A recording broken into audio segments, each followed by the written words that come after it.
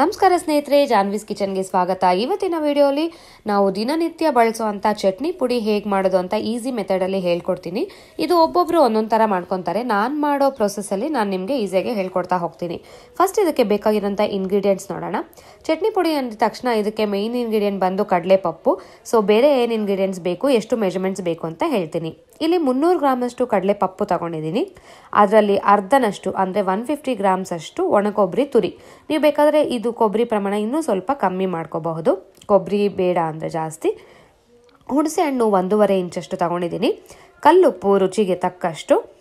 ಬ್ಯಾಡಗಿ ಮೆಣಸಿನ್ಕಾಯಿ ಮತ್ತು ಒಣಮೆಣಸಿನ್ಕಾಯಿ ಎರಡೂ ಬಳಸ್ಕೊತಾ ಇದ್ದೀವಿ. ಬ್ಯಾಡಗಿ ಮೆಣಸಿನ್ಕಾಯಿ 2 ತಗೊಂಡಿದ್ದೀನಿ, ಅದು ಕಲರ್ಗೋಸ್ಕರ ಮಾತ್ರ. ಖಾರಕ್ಕೆ 12ರಿಂದ 15 ಒಣಮೆಣಸಿನ್ಕಾಯಿ. ನಿಮ್ಗೆ ಜಾಸ್ತಿ ಖಾರ ಬೇಕು ಅಂದರೆ 15 ತಗೊಳ್ಳಿ, ಇಲ್ಲಾಂದರೆ 12 ತಗೊಳ್ಳಿ. ಬೆಲ್ಲ ಯೂಸ್ ಮಾಡ್ತಾ ಇದ್ದೀನಿ. ಬೆಲ್ಲ 1 ಚಮಚದಷ್ಟು ಯೂಸ್ ಮಾಡ್ತಾ ಇದ್ದೀನಿ. ಇದು ಟೋಟಲಿ ಆಪ್ಷನಲ್. ಕೆಲವರು ಚಟ್ನಿ ಪುಡಿನ ಖಾರವಾಗಿ ಇಷ್ಟಪಡ್ತಾರೆ, ಕೆಲವರು ಸ್ವಲ್ಪ ಸಿಹಿ ಅಂಶ ಇಷ್ಟಪಡ್ತಾರೆ. ಸೊ ಬೇಕು ಅಂದವರು ಬೆಲ್ಲನ ಆ್ಯಡ್ ಮಾಡ್ಕೊಳ್ಳಿ, ಇಲ್ಲಾಂದರೆ ಬೆಲ್ಲನ ಸ್ಕಿಪ್ ಮಾಡ್ಕೋಬೋದು. ಸೊ ಈ ಎಲ್ಲ ಇಂಗ್ರೀಡಿಯೆಂಟ್ಸು ರೆಡಿಯಾಗಿ ಇಟ್ಕೊಳ್ಳಿ. ಮಿಕ್ಸಿ ಜಾರ್ ಒಂದರಲ್ಲಿ ಫಸ್ಟು ಬ್ಯಾಡಗಿ ಮೆಣಸಿನ್ಕಾಯಿ, ಬೆಲ್ಲ,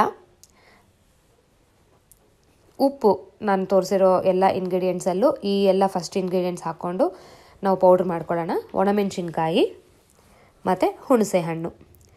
ಇದನ್ನು ಪೌಡ್ರ್ ಮಾಡ್ಕೋಬೇಕಾದ್ರೆ ಹುಣಸೆ ಹಣ್ಣು ತೇವೆ ಅಂಶ ಇರೋದ್ರಿಂದ ಅಂಟಂಟಾಗುತ್ತೆ. ಸೊ 1 ಕಪ್ನಷ್ಟು ಕಡಲೆಪಪ್ಪು ಇದ್ರ ಜೊತೆಗೆ ಹಾಕ್ಕೊಂಡು ಫಸ್ಟು ಇದನ್ನು ಬ್ಲೆಂಡ್ ಮಾಡ್ಕೊಳ್ಳೋಣ. ಪೌಡರ್ ಫಾರ್ಮ್ಗೆ ಬ್ಲೆಂಡ್ ಮಾಡ್ಕೊಳ್ಬೇಕು. ಎಲ್ಲ ಇಂಗ್ರೀಡಿಯೆಂಟ್ಸು ಜೊತೆಗೆ ಯಾಕೆ ಹಾಕಲ್ಲ ಅಂದರೆ ಒಂದೊಂದು ಥರ ಬ್ಲೆಂಡ್ ಆಗೋಗುತ್ತೆ. ಸೊ ಇವೆಲ್ಲ ನೋಡಿ ಬ್ಲೆಂಡ್ ಆಗಿದೆ. ಈಗ ಇದಕ್ಕೆ ನಾವು ಮಿಕ್ಕಿರೋ ಅಂಥ ಕಡಲೆಪಪ್ಪು ಆಮೇಲೆ ಬೇರೆ ಇಂಗ್ರೀಡಿಯೆಂಟ್ಸ್ನ ಆ್ಯಡ್ ಮಾಡಿಕೊಂಡು ನುಣ್ಣಿಗೆ ಪೌಡ್ರ್ ಫಾರ್ಮ್ಗೆ ರುಬ್ಕೊಳ್ಳೋಣ. ನೋಡಿ ಕಡಲೆಪಪ್ಪು ಎಲ್ಲ ಹಾಕ್ತಾ ಇದ್ದೀನಿ, ನುಣ್ಣಗೆ ಮಾಡ್ಕೊಳ್ಳೋಣ. ನಾವು ಈ ಚಟ್ನಿ ಪುಡಿನ ಇಡ್ಲಿಗೆ, ದೋಸೆಗೆ, ಚಪಾತಿಗೆ, ಬಿಸಿ ಬಿಸಿ ಅನ್ನಕ್ಕೆ ತುಪ್ಪ ಹಾಕ್ಕೊಂಡ್ರೆ ತುಂಬ ಚೆನ್ನಾಗಿರುತ್ತೆ. ಕಡಲೆಪಪ್ಪು ಹಾಕಿ ರನ್ ಆಗಿದೆ.